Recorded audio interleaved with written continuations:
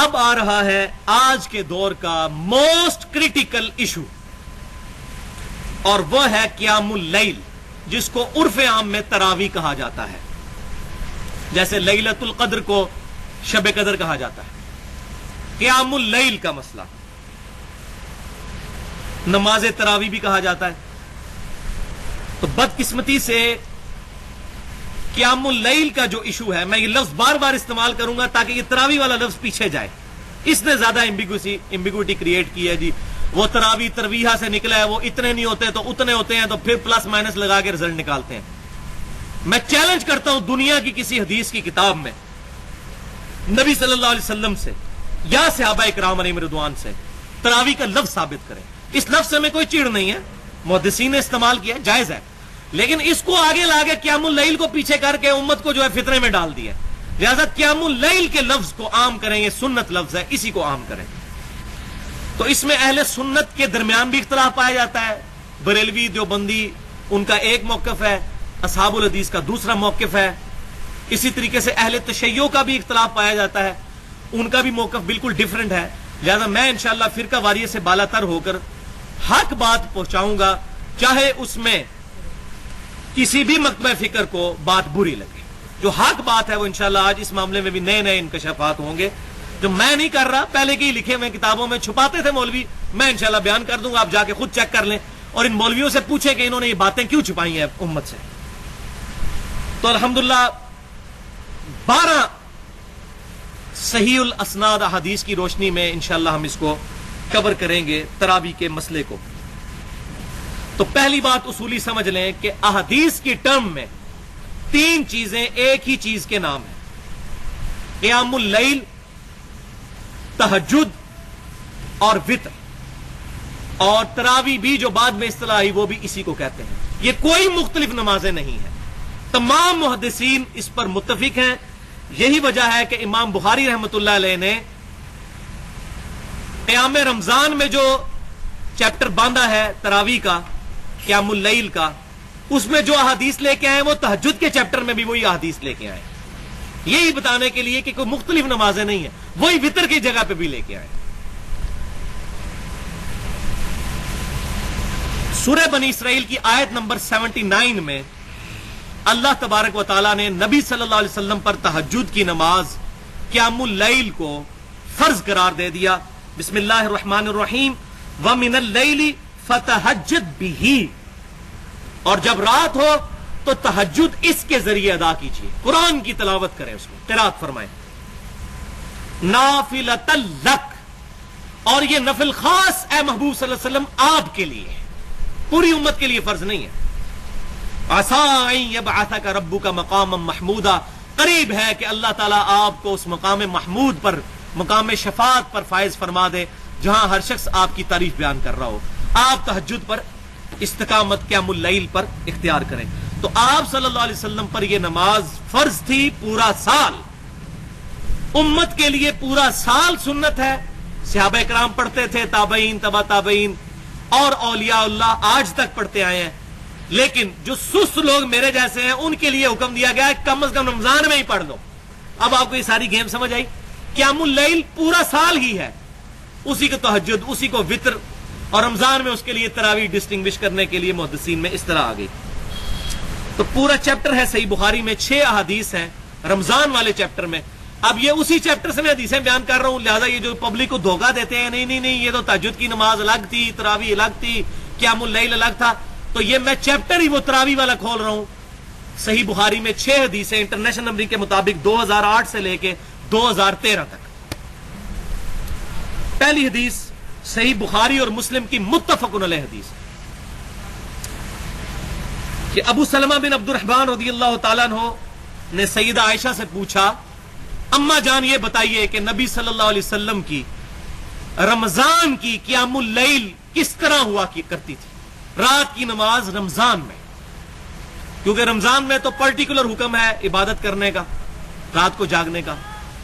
تو سیدہ عائشہ رضی اللہ تعالیٰ عنہ نے کیٹاگوریکل مینشن کیا ایک ہی جملے میں کہ بیٹا رمضان ہو یا غیر رمضان، نبی صلی اللہ علیہ وسلم 11 رکعتوں سے زیادہ نہیں پڑھا کرتے تھے۔ रमजान हो या गैर रमजान। और ये इमाम बुखारी क़याम रमजान यानी तरावी वाले चैप्टर में लेके आए हैं, तहज्जुद में भी लेके आए इसी हदीस को, ताकि पता चले तहज्जुद, क़यामुल लैल, तरावी, वितर ये एक ही नमाज के नाम है। फिर सईदा आयशा कहती है कि नबी सल्लल्लाहु अलैहि वसल्लम 4 रकतें पढ़ते, उनकी खूबसूरती ना पूछो और उनकी लंबाई ना पूछो। फिर आप सल्लल्लाहु अलैहि वसल्लम 4 रकतें पढ़ते, उनकी खूबसूरती ना पूछो, उनकी लंबाई ना पूछो, कितनी लंबी होती थी वो। फिर आप सल्लल्लाहु अलैहि वसल्लम 3 रकत वितर अता फरमाया करते थे। ये कुल हुई 11 रकतें। अब यहां पर जो 4 रकतों का बयान हुआ ये भी 2-2 करके हैं, वो अगली हदीस आ जाएगी बुखारी मुस्लिम की। 4 के बाद आप थोड़ा रेस्ट फरमा लिया करते थे। तो 4 रकतों से मुराद एक सलाम से 4 नहीं है, 2 सलाम से 4 है, 2 रकतें फिर 2 रकतें। इसी तरीके से जो वित्र है 3, वो भी 2 सलाम के साथ है। नबी सल्लल्लाहु अलैहि वसल्लम से 1 सलाम से 3 वित्र साबित नहीं। अमीरुल मोमिनीन सैयदना उमर फारूक रदी अल्लाह तआला अन्हु से अल मुसन्नफ इब्न अबी शैबा में सही सनद से साबित है कि उन्होंने 1 सलाम से 3 वितर पढ़े। जायज है, इसको हम सही समझते हैं क्योंकि आप रदी अल्लाह तआला अन्हु की सुन्नत है। नबी सल्लल्लाहु अलैहि वसल्लम के बारे में सही बुखारी मुस्लिम में मिलता है कि आप 3 वितर भी 2 सलाम से पढ़ा करते थे, 2 पढ़ के सलाम फेर दिया करते थे, 1 को अलग पढ़ा करते थे। लिहाजा यहां 4 रकतों से मुराद 2-2 करके है, और वो है अगली हदीस सही बुखारी और मुस्लिम की मुत्तफ़क़ अलैह हदीस। अम्मा आयशा रदी अल्लाह तआला अन्हा कहती हैं कि नबी सल्लल्लाहु अलैहि वसल्लम इशा से लेकर फजर तक कभी भी 11 रकतों से ज्यादा नहीं पढ़ा करते थे। और दूसरी रिवायत में आता है 13 रकतें, और उसमें उन्होंने फजर की 2 सुन्नतें भी गिन ली। 11 रकतों से ज्यादा नहीं पढ़ा करते थे। फिर आप रदी अल्लाह तआला अन्हा ने फरमाया कि आप सल्लल्लाहु अलैहि वसल्लम 2 रकत पढ़ा करते, फिर 2 रकत पढ़ा करते, फिर 2 रकत पढ़ा करते, फिर 2 रकत पढ़ा करते। कितनी हो गई? 8। फिर 2 रकत पढ़ा करते, 10, और आखिर में 1 वितर पढ़ा करते। पूरी नमाज को ताक फरमा लिया करते, क्योंकि एक की वजह से पूरा ताक हो जाएगा, ऑड हो जाएगा। जबकि सही मुस्लिम के अल्फाज है कि आप सल्लल्लाहु अलैहि वसल्लम 2 रकत पढ़ते, फिर 2 रकत पढ़ते, फिर 2 रकत पढ़ते, फिर 2 रकत पढ़ते, यानी 4 दफा 2-2 रकत, यानी 8 रकत। फिर आप सल्लल्लाहु अलैहि वसल्लम 3 वितर पढ़ते, और वो भी 2 रकत पढ़ के फिर 1 वितर को अलग से पढ़ते। लिहाजा 11 रकतें पढ़नी है, 10 क़यामुल लैल के नफल और 1 वितर, या 8 क़यामुल लैल के नफल और फिर 3 वितर, 2 अलग करके और 1 अलग करके। ये दोनों सूरतों में 11 रकतें हो गई। अल्हम्दुलिल्लाह। सही बुखारी और मुस्लिम की मुत्तफ़क़ अलैह हदीस है। तीसरी हदीस इब्न उमर रज़ी अल्लाह तआला अन्हु कहते हैं कि नबी सल्लल्लाहु अलैहि वसल्लम ने फरमाया क़यामुल लैल, रात का क़याम 2-2 रखते हैं, 2-2 करके, और आखिर में 1 रकत पढ़ो, ये तुम्हारी पूरी नमाज को वितर कर देगी। आखिर में 1 वितर पढ़ो, पूरी नमाज को ताक कर देगी। अरबी जुबान में वितर कहते हैं ऑड को, ताक को। लिहाजा इससे भी ये बात साबित होगी, पूरी नमाज को वितर कर देगी, यानी वितर भी उसी नमाज का नाम है। तो 4 नाम हो गए, क़यामुल लैल, तहज्जुद और वित्र, और हमारे जो उर्फ़े आम में तरावी। चौथी हदीस भाइयों, ये जबरदस्त हदीस। नबी सल्लल्लाहु अलैहि वसल्लम ने फरमाया क़यामुल लैल किया करो, ये तुमसे पहले सालिहीन की रविश है, ये तुम्हारे रब के कुर्ब का जरिया है, ये तुम्हारे गुनाहों के माफ होने का जरिया है, और ये तुम्हारे गुनाहों से बाज रहने का जरिया है। 4 बातें क़यामुल लैल किया करो, रमजान के अलावा भी, पूरे रमजान के अलावा भी पूरा साल, लेकिन कम से कम रमजान में करें। और वो है 5वीं हदीस, सही बुखारी और मुस्लिम की मुत्तफ़क़ अलैह हदीस है। नबी सल्लल्लाहु अलैहि वसल्लम ने फरमाया जिस शख्स ने ईमान और एहतसाब के साथ, एहतसाब किसको कहेंगे? 3 चीजों का नाम, इखलास, सवाब और इस्लाह नफ्स। ईमान और एहतसाब के साथ रमजानुल मुबारक में क़यामुल लैल किया, अल्लाह ताला उसके पिछले सारे गुनाह माफ कर देगा। लेकिन वही सगीरा गुनाह माफ होंगे, कबीरा गुनाह जो है वो तौबा से ही माफ होते हैं। इसी में मेरी ahlesunnatpak.com पर मसला नंबर 18 के नाम से तौबा और गुनाह कबीरा पर 45 मिनट की गुफ्तगू मौजूद है। 6ठी हदीस सही बुखारी और सही मुस्लिम की मुत्तफ़क़ अलैह हदीस है। सईदा आयशा कहती हैं रज़ी अल्लाह तआला अन्हा कि नबी सल्लल्लाहु अलैहि वसल्लम ने 3 दिन तक तरावी की नमाज, ये तरावी उर्फ़े आम में क़यामुल लैल है हदीस में, क़यामुल लैल की नमाज 3 दिन तक रमजानुल मुबारक में जमात के साथ पढ़ाई। चौथे दिन आप सल्लल्लाहु अलैहि वसल्लम घर से बाहर नहीं निकले, हालांकि सहाबा इकराम का हुजूम लग गया आप सल्लल्लाहु अलैहि वसल्लम के हुजरे के बाहर। फिर आप सल्लल्लाहु अलैहि वसल्लम फजर के वक्त निकले, پھر آپ نے فجر کی نماز کے بعد حمد و صلاح کے بعد خطبہ ارشاد فرمایا اور فرمایا کہ تمہارا رات کو یہاں آنا مجھ سے مخفی نہیں تھا، مجھے پتا تھا تم میرا انتظار کر رہے ہو، لیکن مجھے خدشہ ہوا کہ یہ نماز تم پر کہیں فرض نہ کر دی جائے، اس لیے میں گھر سے باہر نہیں نکلا، میں نہیں چاہتا میری امت پر اس معاملے میں مشقت ہو۔ تو سیدہ عائشہ کہتی ہیں کہ پھر معاملہ اسی طرح ان اٹینڈنڈ رہا یہاں تک کہ نبی صلی اللہ علیہ وسلم دنیا سے تشریف لے گئے، یعنی صحابہ کرام علیہم رضوان پھر جماعت کے ساتھ اس طریقے سے اہتمام نہیں کرتے تھے۔ اور صحیح بخاری اور مسلم کی دوسری حدیث میں ساتھ یہ ہے کہ سیدنا ابو ہریرہ سے جو روایت ہے وہ کہتے ہیں پھر نبی صلی اللہ علیہ وسلم کے زمانے میں، سیدنا ابوبکر کے زمانے میں اور سیدنا عمر کے بھی شروع کے دور میں یہ معاملہ ان اٹینڈڈ رہا، لوگ اپنی اپنی طرح جو ہے قیام اللیل پڑھ لیا کرتے تھے، گھروں کو چلے جایا کرتے تھے، کچھ گھر میں پڑھ لیا کرتے تھے۔ پھر وہ ڈسیزن کا وقت آیا اور وہ ہے صحیح بخاری میں انٹرنیشنل نمبرنگ کے مطابق 2010 نمبر حدیث، وہ اسی چیپٹر میں قیام رمضان والے چیپٹر میں۔ عبد الرحمن بن عبد القاری کہتے ہیں کہ ایک رات میں سیدنا امیر المؤمنین عمر فاروق رضی اللہ تعالیٰ عنہ کے ساتھ مسجد نبوی میں آیا تو دیکھا کہ بعض لوگ اکیلے اکیلے قیام اللیل کر رہے ہیں رمضان کا، بعض لوگ ٹولیوں کی شکل میں ایک ایک حافظ آگے کھڑا کیا ہوا ہے، اس کے پیچھے نیت کر کے مختلف جگہوں پر نمازیں ہو رہی ہیں۔ یہ مسجد نبوی تھی جناب، ادھر ہوتی تو لوگ مارنا شروع کر دیتے کہ جناب مسجد ایک جماعت ہو سکتی ہے۔ تو سیدنا عمر فاروق رضی اللہ تعالیٰ عنہ انہوں نے فرمایا کہ کیا ہی اچھا ہو اگر میں ان کو ایک امام کے پیچھے کھڑا کر دوں تاکہ سارے اکٹھے ہو کے نماز پڑھ لیں۔ پھر انہوں نے ابی ابن کعب رضی اللہ تعالیٰ عنہ کو حکم دیا کہ لوگوں کو قیام اللیل رمضان کا کروائیں۔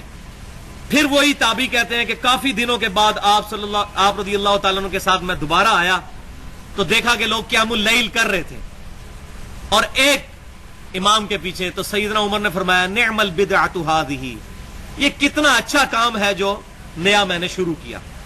یہاں بدعت جو ہے وہ لغت کے معنوں میں ہے اور ایک مردہ سنت کو زندہ کرنے کے معنوں میں ہے، لہٰذا اگر کوئی شخص کسی مردہ سنت کو زندہ کرے اور کہے کہ یہ کتنی اچھی بدعت میں نے شروع کی تو یہ سیدنا عمر کی سنت ہے۔ سنت پر بدعت کا لفظ بولا جا سکتا ہے، مردہ سنت کو زندہ کرنا۔ مثال کے طور پر میں نے پگڑی پہننا شروع کی، مجھے دیکھتے ہی دیکھتے کئی لوگوں نے پگڑی پہننا شروع کی تو میں کہہ سکتا ہوں نعم البدعۃ ھذہ، یہ کتنی اچھی بدعت ہے، نیا کام لغت کے معنوں میں۔ یہ بدعت وہ والی نہیں ہے کل بدعۃ ضلالہ، اس سے مراد لغت کے معنوں میں نیا کام، رینیو کیا ہے میں نے سنت کو۔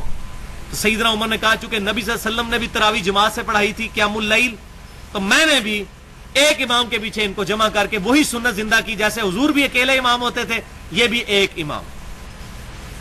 لہذا یہاں سے اس جواز پر فتویٰ مل گیا کہ قیام اللیل پورا مہینہ رمضان المبارک کا ایک امام کے پیچھے مسجد میں ادا کیا جا سکتا ہے، یہ جائز ہے، افضل کی بات نہیں کر رہا میں، جائز ہے، بالکل جائز ہے، کیونکہ سیدنا عمر فاروق رضی اللہ تعالیٰ کے اس ڈیسیژن پر اجماع ہو گیا صحابہ کرام علیہم رضوان کا، اور اجماع پر میری پوری گفتگو ہے اس کی حجیت پہ، مسئلہ نمبر 31 کے نام سے اہل سنت پاک .com پر 50 منٹ کی۔ اور دوسرا وہ حدیث بھی علیکم بسنتی و سنت الخلفاء الراشدین المہدیین، تم پر میری سنت اور میرے خلفاء راشدین کی سنت لازم ہے۔ اس کے تحت بھی الحمدللہ سیدنا عمر کی اس جاری کردہ جو بات تھی اس پر اجماع ہو گیا الحمدللہ۔ لیکن تین لیکن، یہ صرف جائز ہے کیونکہ اسی حدیث میں آگے ہے جو مولوی چھپا لیتے ہیں کہ سیدنا عمر رضی اللہ تعالیٰ نے جب فرمایا نعم البدعۃ ھذہ، صحیح بخاری 2010 نمبر حدیث، پھر آپ رضی اللہ تعالیٰ نے ساتھ ایک بات ارشاد فرمائی کہ یہ لوگ جو پڑھ رہے ہیں اس سے زیادہ بہتر وہ نماز ہے جو لوگ رات کو اٹھ کر آخری پہر میں پڑھتے ہیں۔ اور سیدنا عمر کا اپنا عمل بھی اس پہ تھا، آپ خود تو پیچھے نیت کیے نہیں ہوئے تھے، آپ تو وہاں وزٹ کرنے کے لیے آئے تھے، آپ نے خود تو وہاں نہیں نماز پیچھے پڑھی، اور اس تابعی کو کہا اس سے بہتر عمل یہ ہے کہ رات کے آخری پہر میں سو کے اٹھ کر نماز ادا کی جائے، وہ اس سے بہتر ہے جو کچھ یہ کر رہے ہیں۔ یہ حصہ چھپایا جاتا ہے۔ اب یہ سیدنا عمر کا جو قول ہے ساتھ ہی اس حدیث میں یہ بالکل حضور صلی اللہ علیہ وسلم کے فرمان کا آئینہ دار ہے. اور وہ فرمان الحمدللہ میں نے ڈھونڈ لیا ہے صحیح مسلم میں کہ آپ صلی اللہ علیہ وسلم سے پوچھا گیا کہ بتائیے فرض نماز کے بعد سب سے افضل نماز کون سی ہے؟ تو آپ صلی اللہ علیہ وسلم نے فرمایا فرض کے بعد سب سے افضل نماز رات کے آخری حصے میں اٹھ کر نفل ادا کرنا ہے. یہ سب سے افضل نماز ہے. کیوں؟ کہ صحیح بخاری اور مسلم کی متفق علیہ حدیث ہے کہ جب آخری تہائی رات رہ جاتی ہے، یعنی 6 گھنٹے کی رات ہو تو آخری 2 گھنٹوں میں اللہ تعالیٰ اپنی شان کے لائق آسمان دنیا پر نزول فرماتا ہے. اس کی کیفیت میں ہم نہیں پڑھتے. اور اللہ تعالیٰ کی طرف سے یہ ندا آتی ہے کوئی دعا کرنے والا میں اس کی دعا قبول کروں، ہے کوئی مانگنے والا میں اس کو عطا کروں، ہے کوئی مغفرت طلب کرنے والا میں اسے بخش دوں. حتیٰ کہ فجر کا وقت شروع ہو جاتا ہے، یہ اللہ کی طرف سے ندا آتی رہتی ہے. اس معاملے میں جو اسماء و صفات کا مسئلہ ہے وہ میں نے مسئلہ نمبر 41 کے نام سے نور من نور اللہ، وحدت الوجود اور علم الکلام کے اوپر ڈیٹیل سے 1 گھنٹے کی گفتگو کی ہے. وہ میں یہاں پر بحث میں نہیں لانا چاہتا. میں بار بار اس لیے بتا رہا ہوں یہ چیزیں، کچھ چیزیں جو ہیں وہ میں سکپ کرتا جا رہا ہوں. تو یہ سیدنا عمر فاروق رضی اللہ تعالیٰ کا فرمان عین ان احادیث کے مطابق ہے اور آپ صلی اللہ علیہ وسلم اور اللہ کی منشا کے مطابق ہے. لہٰذا اب یہاں پر 2 آپشن بنے گے. اب ان کو سمجھ لیں. یہ سب سے اس کا امپورٹنٹ کنکلوژن ہے قیام اللیل کا. آپشن نمبر 1 یہ ہے کہ رات کو عشاء کے ساتھ ہی قیام اللیل کر لیا جائے، اور اسی میں افضل یہ ہے کہ رات کے آخری پہر میں جماعت کے ساتھ قیام اللیل کیا جائے.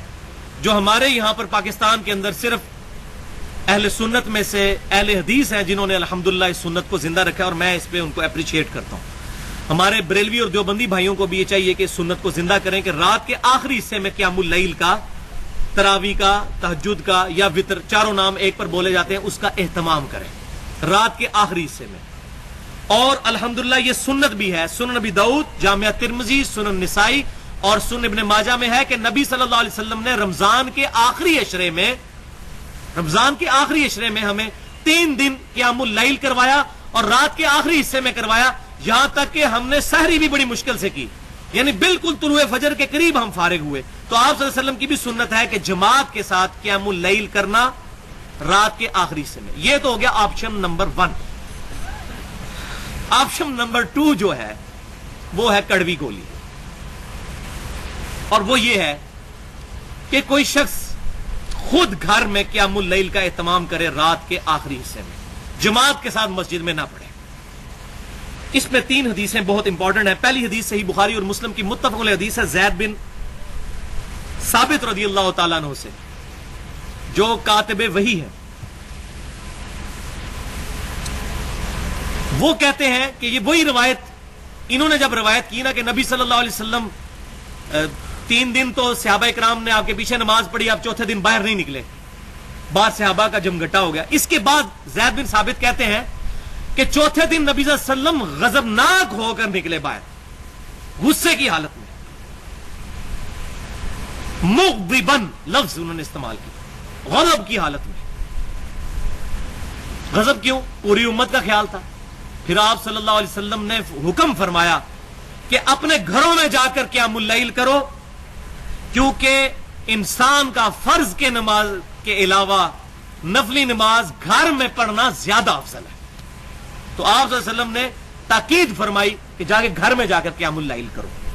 دوسری حدیث صحیح مسلم میں ہے کہ نبی صلی اللہ علیہ وسلم نے فرمایا کہ اپنی نفلی نماز کا کچھ حصہ گھروں میں ادا کیا کرو، اس کی برکت سے اللہ تعالیٰ تمہارے گھر میں خیر و برکت فرمائے گا. اور تیسری حدیث صحیح بخاری اور صحیح مسلم کی متفق علیہ حدیث، آپ صلی اللہ علیہ وسلم نے فرمایا گھروں کو قبرستان نہ بناؤ، گھر میں نفلی نماز ادا کیا کرو. اور اس کی بڑی برکت ہے. بچے دیکھ کر جو ہے وہ مائل ہوتے ہیں نماز کی طرف. تو کوشش کرنی چاہیے، میں بھی کوشش کرتا ہوں کہ فرض کے بعد نفل جو ہے، نبی صلی اللہ علیہ وسلم تو سنتیں جو موقعہ تھیں 12 رکعت وہ عموماً اپنے حجرے میں ہی ادا فرمایا کرتے تھے. تو قیام اللیل بھی گھر میں ادا کر سکتے ہیں. اس میں اب آپٹیمل سولوشن درمیان کا یہ ہوگا کہ جو لوگ خود حافظ قرآن ہیں اور قرآن کا ان کو اچھا خاصا حصہ یاد ہے، ان کے لیے افضل یہی ہوگا کہ وہ قیام اللیل اکیلے کریں رات کے آخری پہر میں اٹھ کر گھر میں. اور جو لوگ قرآن پاک کے حافظ نہیں ہیں، قرآن زیادہ نہیں جانتے، ان کے لیے پھر یہ ہے کہ بہتر یہ ہے قیام اللیل وہ کسی ایسی مسجد میں کریں جہاں پر جماعت سے ہوتا ہو اور آخری پہر میں، اور آخری پہر میں نہ ہو تو عشاء کے ساتھ بھی کر سکتے ہیں، اس کی اجازت بھی موجود ہے۔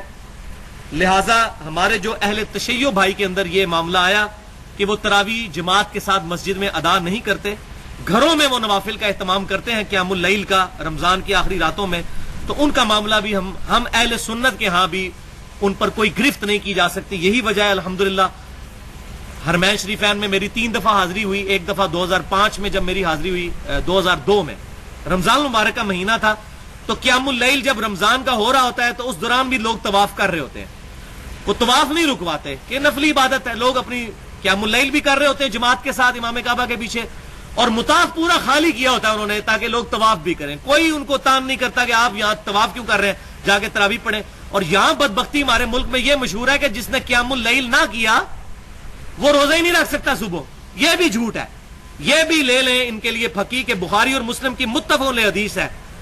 وہ جو حدیث میں نے بیان کی تھی کہ حضرت ابو ہریرہ رضی اللہ تعالیٰ عنہ کہتے ہیں کہ نبی صلی اللہ علیہ وسلم کے مبارک زمانے میں اسی طرح ان اٹینڈنڈ معاملہ رہا، پھر سیدنا ابوبکر کے زمانے میں بھی لوگ اپنی اپنی پڑھتے تھے قیام اللیل، پھر سیدنا عمر کے شروع کے دور میں بھی، اور پھر بعد میں سیدنا عمر نے یہ معاملہ شروع کیا۔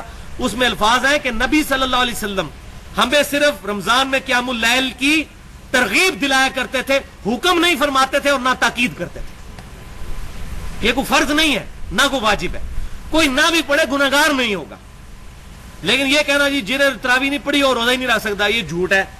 یہ تو میرا خیال ہے مولویوں نے چندہ اکٹھا کرنے کے لیے شاید یہ بات مشہور کی ہے کہ مسجد میں آئیں گے تو تب چندہ دیں گے یہ۔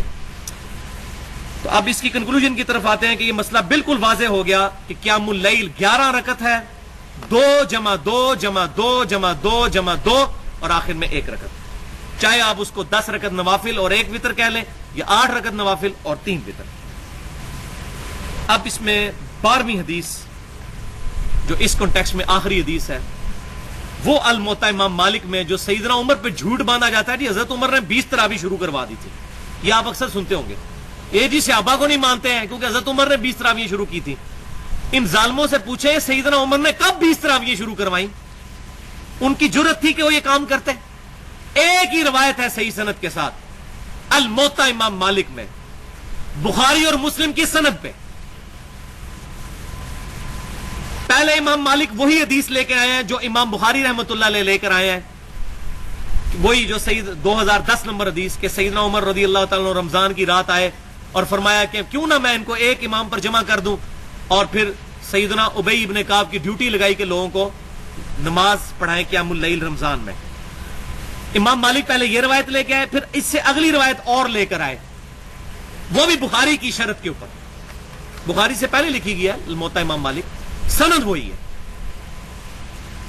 کہ امام مالک رحمۃ اللہ علیہ یہ حدیث لے کر آئے کہ سیدنا عمر فاروق رضی اللہ تعالیٰ عنہ نے ابی ابن کعب کو، وہی جو صحیح بخاری میں بھی نام موجود ہے، اور سیدنا تمیم داری کو رضی اللہ تعالیٰ عنہما، ان دونوں کی ڈیوٹی لگائی کہ لوگوں کو رمضان میں 11 رکعت پڑھایا کریں، اور امام ایک ایک رکعت میں 100 آیات تلاوت کیا کرتا تھا، اور ہم لوگ بمشکل سحری کے قریب ہی قیام اللیل سے فارغ ہوا کرتے تھے، اور بعض لوگ لکڑی کے سہارے کھڑا ہوا کرتے تھے قیام اللیل سننے کے لیے، کیونکہ مقصد تو قرآن سننا ہے۔ تو یہ حدیث ہے الموطا، اس میں 3 راوی۔ امام مالک نے سنا ہے محمد بن یوسف سے، محمد بن یوسف تابعی ہیں اور صحیح بخاری اور صحیح مسلم کے راوی ہیں، اور یہ نواسے ہیں سیدنا صائب بن یزید رضی اللہ تعالیٰ عنہ صحابی کے، جو 91 ہجری میں فوت ہوئے، نبی صلی اللہ علیہ وسلم کے ساتھ انہوں نے حج کیا تھا 8 سال کی عمر میں۔ صائب بن یزید کے یہ نواسے ہیں محمد بن یوسف، اور یہی روایت جو بخاری اور مسلم میں بھی موجود ہے کہ صائب بن یزید رضی اللہ تعالیٰ عنہ کہتے ہیں کہ میں بچہ تھا 8 سال کا، میں نے حضور کے ساتھ حج کیا۔ اس حدیث کی سند وہی ہے جو الموطا امام مالک کی ہے، یعنی امام مالک نے سنا محمد بن یوسف سے، محمد بن یوسف نے سنا صائب بن یزید رضی اللہ تعالیٰ عنہ سے صحابی سے، ایک ہی تابعی ہے بیچ میں، لہذا یہ سونے کی مور گولڈن چین کے ساتھ روایت ہے الموطا امام مالک کے اندر 11 رکعت، اور الحمدللہ کوئی مائی کا لال اس روایت کو ضعیف نہیں کہتا۔ ایون مفتی احمد یار خان نعیمی صاحب جو بریلوی ہیں، انہوں نے بھی جال حق میں اس روایت کو ایڈریس کیا، کہتے ہیں یہ روایت تو بالکل صحیح ہے لیکن حضرت عمر کو اصل میں بھلیکھا لگ گیا سی، انہوں نے پہلا 11 شروع کرائی ہیں، بعد 20 کر دیتی ہیں سن، وہ کتنے کیتی ہیں سن جی، ان کو دھوکہ لگ گیا، پہلے انہوں نے 11 شروع کرائی بعد میں 20 کروا دی، یعنی روایت کو وہ بھی ضعیف نہیں کہہ سکے۔ इसके बाद एक और मुनक़ते रवायत भी इमाम मालिक लेकर आए हैं कि यजीद बिन रोमान कहते हैं रहमतुल्लाह अलैह कि सैयदना उमर के जमाने में लोग 23 रकत अदा करते थे, 20 रकत नवाफिल क़ियामुल लैल के और 3 वितर। लेकिन यजीद बिन रोमान रहमतुल्लाह अलैह सैयदना उमर के जमाने में पैदा भी नहीं हुए थे। उसूल मुहद्दिसीन पर यह मुनक़ते रवायत है और पक्की ज़ईफ़ रवायत है। खुद बरेलवी और देवबंदी हजरात के मुश्तरका ममदूह मुल्ला अली कारी अल मुतवफ़ा 1014 हिजरी, जिन्होंने मिशकातुल मसाबी की शरह लिखी है मिरकातुल मुफातिह, उसकी जिल्द 3 सफ़ा 382 पर हदीस नंबर 1303 के तहत लिखते हैं कि इन तमाम बातों का हासिल यह है कि क़याम रमजान नबी सल्लल्लाहु अलैहि वसल्लम से 11 रकत ही साबित है रमजान मुबारक में, और यही आपकी सुन्नत है। मुल्ला अली कारी वो लिख रहे हैं, हनफी आलिम, बल्कि अनवर शाह काश्मीरी अल मुतवफ़ा 1352 हिजरी, जो देवबंद मदरसे के पहले शेखुल हदीस थे, जिनके पोते जो हैं अतीकुर रहमान शाह साहब अल्हम्दुलिल्लाह अहले सुन्नत के मनहज पर, असहाबुल हदीस के मनहज पर आ चुके हैं। उन्होंने किताब सुन्नत का मनहज इख्तियार कर लिया है। पहले देवबंद के मुफ्ती अनवर शाह काश्मीरी, वो अपनी सही बुखारी की शरह फैजुल बारी में लिखते हैं और जामिया तिर्मिज़ी की शरह अल अर्फ़ुश शज़ी में लिखते हैं। फैजुल बारी जिल्द 2 सफ़ा 420 पर और अल अर्फ़ुश शज़ी जिल्द 1 सफ़ा 166 पर बड़ा सही उन्होंने तड़प का इजहार किया। वो कहते हैं इस बात को माने बगैर चारा ही नहीं है कि तहज्जुद, क़ियामुल लैल, वितर और तरावी एक ही नमाज के 4 नाम हैं और नबी सल्लल्लाहु अलैहि वसल्लम से 11 रकत से ज्यादा साबित नहीं। जादू वो जो सर चढ़कर बोले। तो भाइयों, असल झगड़ा ये नहीं है कि 20 रकत पढ़ी जाए या 30 रकत या 40, असल ये है कि नबी सल्लल्लाहु अलैहि वसल्लम ने 11 रकत पढ़ी। इससे ज्यादा अगर कोई नवाफिल के तौर पर पढ़ ले तो जायज है, हम उसको गलत नहीं कहते। खुद सही मुस्लिम में मौजूद है कि नबी सल्लल्लाहु अलैहि वसल्लम बाज़ औक़ात इशा के वितर पढ़ने के बाद 2 नफिल बैठ के पढ़ा करते थे। एक सहाबी ने पूछा, या रसूल अल्लाह सल्लल्लाहु अलैहि वसल्लम, आप तो कहते हैं कि बैठ के पढ़ना आधा सवाब है, तो आपने फरमाया मैं तुम्हारी तरह नहीं हूं, मुझे अल्लाह ताला पूरा सवाब देता है। तो आप सल्लल्लाहु अलैहि वसल्लम 2 रकत नफिल बैठकर भी पढ़ लेते थे वितर के बाद। और ये भी तोहफा ले जाए, बाई चांस ज़हन में आया, मैंने बयान नहीं करना था, सुनन दारमी में सही सनद के साथ हदीस है, आप सल्लल्लाहु अलैहि वसल्लम ने फरमाया जो शख्स वितर के बाद 2 नफिल पढ़ लेगा, अगर वो तहज्जुद क़ियामुल लैल के लिए ना भी उठा, अल्लाह ताला उसको सवाब अता फरमा देगा। जब से मैंने ये हदीस पढ़ी अल्हम्दुलिल्लाह, मैंने तो ये अपनी तहज्जुद अब बड़ी आसान कर ली है कि इशा के वितर के बाद 2 नफिल। और मुस्नद इमाम अहमद में है कि आप सल्लल्लाहु अलैहि वसल्लम इन 2 नफिलों में पहली रकत में इज़ा ज़ुलज़िलतिल अर्दु ज़िलज़ालहा और दूसरी रकत में कुल या अय्युहल काफिरून पढ़ते थे। ये भी याद कर लें, ये तोहफा ले जाए तहज्जुद पूरा साल पढ़ने का। आपने फरमाया आंख खुल गई तो ठीक, वरना अल्लाह तुम्हारे लिए तहज्जुद का सवाब लिख देगा। 2 रकत नफिल सही मुस्लिम से भी साबित है कि आपने वितर के बाद पढ़े। लिहाजा इससे यह बात भी पता चली कि वो जो हदीस है सही बुखारी और मुस्लिम की कि वितर को अपनी नमाज की आखिरी नमाज बनाओ, उसका मतलब यह है कि आपकी नमाज ऑड रहनी चाहिए। वरना हुजूर ने खुद क्या किया, वितर के बाद 2 नफिल पढ़े, लेकिन 2 नफिल पढ़ने से आपकी ओवरऑल नमाज जो है वितर ही रही। 11 में 2 जमा करें तो 13, 15 तो नहीं हो गए, 14 तो नहीं हो गए ना, 16 हुए। तो इस हदीस का मतलब यह हुआ है कि वितर को आखिरी नमाज का यह मतलब नहीं कि वितर के बाद नमाज नहीं पढ़ सकते, वितर के बाद 2-2 रकत करके पढ़ो, यानी वितर दोबारा ना पढ़ो, वरना वो फिर दोबारा इवन हो जाएगी। ये इस हदीस का फाहम है जो अल्हम्दुलिल्लाह अक्सर लोगों को क्लियर नहीं, मैंने आज अल्हम्दुलिल्लाह क्लियर कर दिया। लिहाजा इस मामले में जो हमारे असहाबुल हदीस अहले सुन्नत के अहले हदीस भाई जो हैं वो ये कहते हैं हम 11 रकत से ज्यादा नहीं पढ़ेंगे, उसको पॉजिटिवली लेना चाहिए कि वो सुन्नत पर आमिल है और नबी सल्लल्लाहु अलैहि वसल्लम की हमीयत है कि वो कहते हैं हम 11 से ज्यादा नहीं पढ़ेंगे। और अल्हम्दुलिल्लाह उनके उलमा भी ये नहीं कहते कि 11 से ज्यादा पढ़ना बिदअत है, कोई भी नहीं कहता। हम सिर्फ ये कहते हैं अहले सुन्नत का मनहज रखने वाले लोग कि 11 रकत सुन्नत है, तरावी करके क़ियामुल लैल इसी को जमात के साथ पढ़ाएं। इसके अलावा लोग घरों में जाके नफिल पढ़ें, बेशक वितर के बाद भी पढ़ते रहे, कोई अर्ज नहीं है।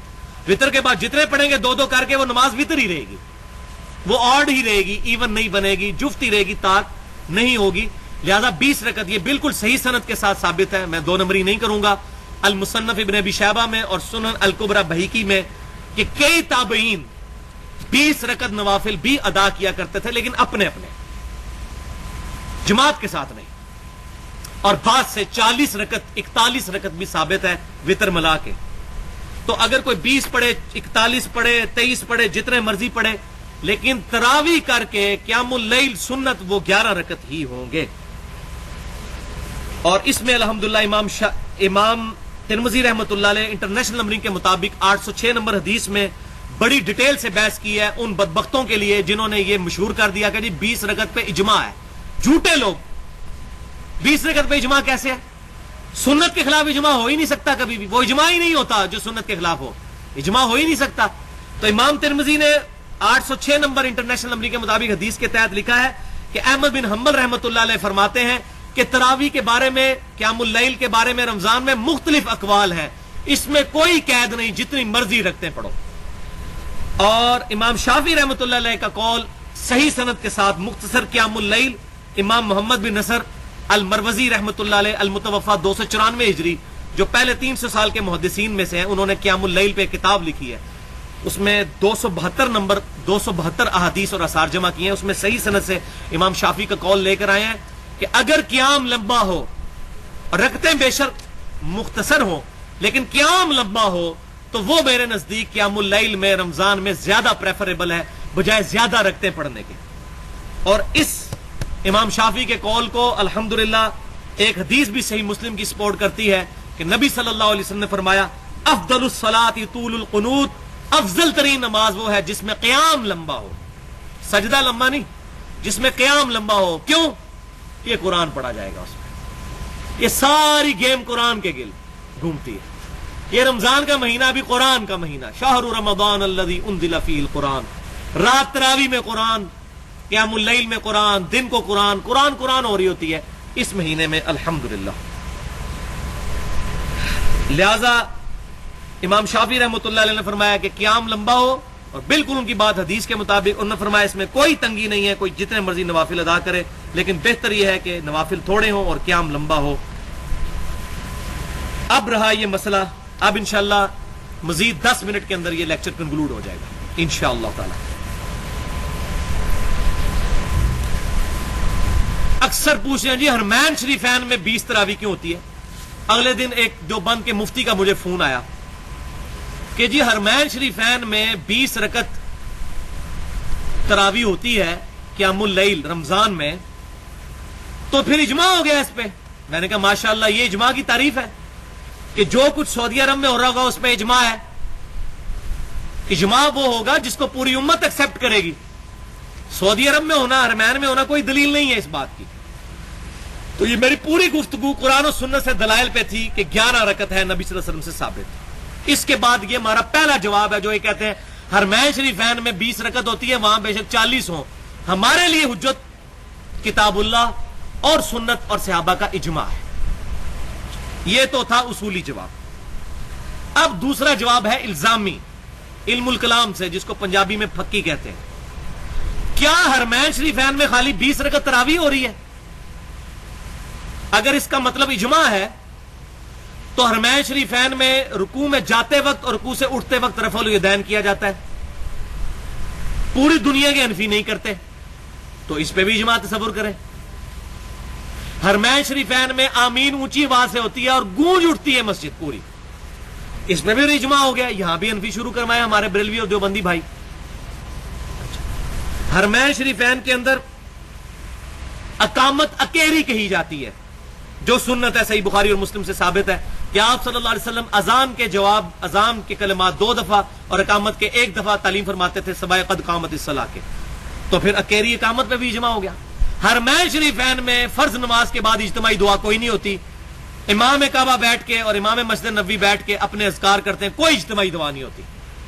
تو لہٰذا یہ بھی نہ یہاں کریں, اس میں بھی اجماع ہو گیا. تو یہ تو نہیں میٹھا میٹھا ہاپ ہاپ تے کوڑا کوڑا تھو تھو. ایک اصول رکھیں, ہم الحمدللہ کتاب و سنت اجماع کے ماننے والے ہیں, چاہے حرمین شریفین میں ہوتا ہو یا نہ ہوتا ہو. حرمین شریفین میں جنازے میں ایک طرف سلام پھیرا جاتا ہے اور یہی صحیح سند سے ثابت ہے. یا ہمارے حنفی بھائی اور بعض اہل حدیث بھائی بھی 2 طرف پھیلتے ہیں, یہ ضعیف سند سے ثابت ہے, صحیح سند سے نہیں ثابت ہے. اور بلکہ وہ جو حدیث ابراہیم نخعی سے ثابت ہے, وہ ان کا قول ہے, وہ یہ کہتے ہیں ابراہیم نخعی رحمۃ اللہ علیہ جہاں سے یہ لیتے ہیں سجدہ صاحب کا طریقہ, وہ بھی ثابت ہے کہ ایک طرف سلام پھیر کے پھر 2 سجدے کر کے اتحیات پڑھ کے سلام پھیرنا. اسی میں ہے کہ سجدہ صاحب میں بھی ایک سلام ہے اور جنازے میں بھی ایک سلام ہے. آدھی روایت لے لیتے آدھی چھوڑ دیتے ہیں. علماء یہود کا کردار ہے افتؤمنون ببعض الکتاب وتکفرون ببعض, کتاب کے کچھ حصے کو مان لیتے ہو, کچھ کو چھوڑ دیتے ہو. ان سے پوچھیں یہ سیدہ صاحب کا طریقہ کہاں لکھا ہوا ہے؟ اس کے ساتھ ہی لکھا ہے جنازے میں بھی ایک سلام ہے. تو حرمین شریفین میں ہر نماز کے بعد جنازے اٹھتے ہیں, 8-8 10-10 جنازوں کا وہ پڑھایا جا رہا ہوتا ہے, ایک طرف سلام پھیرا جاتا ہے. تو حرمین شریفین کا مسئلہ نہیں ہے. اب پوائنٹ نمبر 3 اس کے اندر آخری, وہ جی حملی ہیں, وہ ہمارے حملی بھائی ہیں, تو وہ حملی بھائی ہیں تو وہ کر سکتے ہیں, آپ لوگ نہیں کر سکتے. ہم کیوں نہیں کر سکتے جی؟ حملی ہوں پہلے. ہم کہتے ہیں الحمدللہ ہم محمدی نسبت کے ساتھ ہیں, امام کائنات صلی اللہ علیہ وسلم کے ساتھ ہماری نسبت ہے. تو حملی نہیں ہے بھائیوں وہ. یہ بھی بہت بڑا جھوٹ یہاں دھوکہ دیا ہوا ہے, کیونکہ میں الحمدللہ 3 دفعہ حاضر ہوا ہوں. وہاں حاجیوں کو جو مفت قرآن پاک دیتے ہیں ترجمے والا, اسی کلر میں ہوتا ہے, تھوڑا موٹا. اور پاکستان کے ایک اہل حدیث عالم ہے صلاح الدین یوسف صاحب حفظہ اللہ, ان کا لکھا ہوا ہے وہ, لیکن پروف ریڈنگ انہوں نے کر کے اس میں سے کافی چیزیں نکالی ہوئی ہیں, لیکن جو چیزیں اب بھی موجود ہیں وہ میں ایک بات کرنے لگا ہوں. سورۃ النساء کی آیت نمبر 59, فَإِن تَنَازَعْتُمْ فِي شَيْءٍ فَرُدُّوهُ إِلَى اللَّهِ وَالرَّسُولِ إِن كُنتُمْ تُؤْمِنُونَ بِاللَّهِ وَالْيَوْمِ الْآخِرِ اطیعوا اللہ واطیعوا الرسول وَأُولِي الْأَمْرِ مِنْكُمْ. یہاں سے آیت شروع ہوتی ہے. اطاعت کرو اللہ کی, اس کے رسول کی اور اپنے حکمران کی. فَإِن تَنَازَعْتُمْ فِي شَيْءٍ فَرُدُّوهُ إِلَى اللَّهِ وَالرَّسُولِ. اگر تمہارا حکمران سے جھگڑا ہو جائے تو اپنے فیصلے کے لیے اللہ اور اس کے رسول کی طرف رجوع کرو. آج یعنی کتاب و سنت کی طرف رجوع کرو. اگر تم اللہ پر اور آخرت پر ایمان رکھتے ہو تو فیصلہ اللہ رسول سے کرواؤ صلی اللہ علیہ وسلم. اس پہ ہی میری پوری گفتگو ہے 25 منٹ کی. مسئلہ تقلید اور پہلے 300 سال کے مسلمان اہل سنت پاک .com پر تقلید پہ موٹی موٹی کتابیں ایک طرح ہیں اور وہ 25 منٹ کی گفتگو ایک طرف, کہ نہ ہم مقلد ہیں نہ غیر مقلد ہیں, ہم متبع سنت ہیں. قل ان کنتم تحبون اللہ فاتبعونی یحببکم اللہ. تو اس آیت کی شرح میں سعودی عرب سے جو قرآن چھپ رہا ہے, جو حاجیوں کو مفت دیتے ہیں, اس میں انہوں نے اس کی شرح میں لکھا ہوا ہے کہ جو آج کے لوگ ہیں انہوں نے اللہ اور اس کے رسول کے ساتھ تیسرے ایک اپنے امام کی تقلید کو, اس کی اطاعت کو بھی واجب قرار دے دیا ہے, جس کے واجب ہونے کا کوئی ثبوت کتاب و سنت میں موجود نہیں, بلکہ اس اماموں کی تقلید نے اور اس اندھی پیروی نے امت میں وہ رکھنا ڈال دیا ہے کہ امت کے اتفاق ہونے کا اب سوال ہی پیدا نہیں ہوتا, صرف اس تیسری اطاعت کو واجب قرار دینے کی وجہ سے. انہوں نے تو اس کو حرام لکھا ہے. تو اگر وہ عملی ہوتے تو یہ کہتے کہ اماموں کی تقلید یا اطاعت کرنا یہ حرام ہے, خود اپنے اوپر حرام کا فتویٰ لگا رہے ہوتے. وہ الحمدللہ متبع سنت ہے الحمدللہ. تو یہ بھائیو ایک تاریخی مسئلہ ہے, اس کو بھی سمجھ لیں.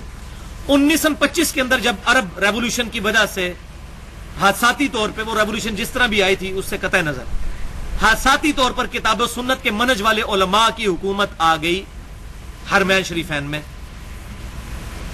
وہاں پر انہوں نے پہلے سال 11 رکعت سنت کے مطابق شروع کروائے, لیکن ظاہر ہے کہ 700-800 سال تک وہاں پہ صوفیوں کی حکومت رہی تھی, حنفیوں کی, سلطنت عثمانیہ کی, جنہوں نے وہاں وہ مزار بھی بنائے تھے, جس میں میری پوری گفتگو بھی موجود ہے. ولادت مصطفیٰ صلی اللہ علیہ وسلم کے نام سے 2 گھنٹے پہ نبی صلی اللہ علیہ وسلم کی انہوں نے مخالفت کی, وہ مزار بھی انہوں نے توڑے علماء عرب نے. تو پہلے سال انہوں نے 11 رکعت پڑھائی, لیکن جھگڑا شروع ہو گیا کیونکہ انہوں نے 4 مصلے ڈالے ہوئے تھے, حنفی, شافعی, مالکی, حنبلی. آج بھی جو آپ کو ویڈیو ملتی ہے حرمین شریفین کی تعمیر کی, اس میں بھی وہ مصلے موجود ہیں. 1955 میں توڑے ہیں انہوں نے, اٹھا پہلے ہی لیے تھے. حنفی مسئلہ جو مصلہ, یہ مطلب خانہ کعبہ شریف پاکستان کی طرف سے دیکھیں ایسے, یہاں پر حنفی تھا, یہاں پر شافعی, یہاں پر جو ہے وہ مالکی, اور یہاں پر حنبلی. یہ 4 مصلے تھے, اور مقام ابراہیم پہ کوئی مصلہ نہیں تھا جو قرآن میں حکم ہے, وَاتَّخِذُوا مِن مَّقَامِ إِبْرَاهِيمَ مُصَلًّى. تو جیسے ہی حکم آئی, حکومت آئی علماء عرب کے بعد, انہوں نے کہا 4 مصلے اٹھاؤ ان کے, اور مقام ابراہیم پہ امام کعبہ کو انہوں نے کھڑا کیا سنت کے مطابق. اب 4 مصلے اٹھائے, 11 رکعت ہوئی, تو یہ تو چونکہ پڑھتے تھے 20 رکعت, انہوں نے اپنے امام آگے کھڑے کر کے پھر تراویح شروع کروا دی مزید آگے. تو پھر علماء عرب نے, حکومت نے مشورہ کیا کہ یہ ہم نے مصلے اٹھائے تھے, پھر انہوں نے مصلے ڈال دیے ادھر اپنی تراویح لادہ سے. تو انہوں نے کہا چلو اس طرح کرتے ہیں, 2 امام مقرر کر دیتے ہیں, کیونکہ 10 رکعت اور 7 وتر سنت ہے. تو ایک امام 10 رکعت پڑھا کے چلا جائے, دوسرا امام آ کر 10 رکعت پڑھائے, تاکہ یہاں پر وہ سنت سے ایکسیڈ بھی نہ کریں, اور جو لوگ جن کو لادہ امامت کا شوق ہے مصلے سنبھالنے کا, ان کے لیے بھی ایک تدارک ہو جائے. یہ انہوں نے حکمت عملی اڈاپٹ کی, یہ ان کی اپنی حکمت عملی تھی, میرے نزدیک یہ بھی ٹھیک نہیں ہے, ان کو سنت قائم کرنی چاہیے تھی. بل ابھی یہ ہے کہ پچھلے تقریباً 80-90 سال سے 2 امام ہیں, 10 پڑھا کے ایک چلا جاتا ہے, پھر دوسرا آ کر 10 پڑھاتا ہے. اور اس طریقے سے انہوں نے ایک سنت کو اجاگر کرنے کی کوشش کی ہے, لیکن ظاہر ہے کہ مجبوری ہے ان کی. بہرحال آج وہ اتنے مضبوط ہیں کہ وہ سنت کو زندہ کر سکتے ہیں. اور مزے کی بات یہ ہے, سوائے حرمین شریفین کے, مکے اور مدینے کے, وہ بھی 2 مسجدوں میں, مسجد الحرام اور مسجد نبوی کے, پورے سعودی عرب میں 8 رکعت صلاۃ اللیل اور 3 وتر ادا کیے جاتے ہیں, 11 رکعت. ایون خانہ کعبہ میں باب العمرہ کے ساتھ ہی ایک باہر مسجد ہے, اس میں بھی 11 رکعت ہوتے ہیں. مدینہ یونیورسٹی میں 11 رکعت ہوتی ہے, مکہ یونیورسٹی میں 11 رکعت ہوتی ہے. مکے اور مدینے میں کئی مسجدیں میں نے وزٹ کی ہیں, 11 رکعت ہوتی ہیں. صرف وہ انہوں نے ان کو حنفیوں کے فتنے سے بچنے کے لیے کہ وہ یہ اپنی لادہ امامت نہ شروع کروا دیں, انہوں نے یہ کام شروع کیا.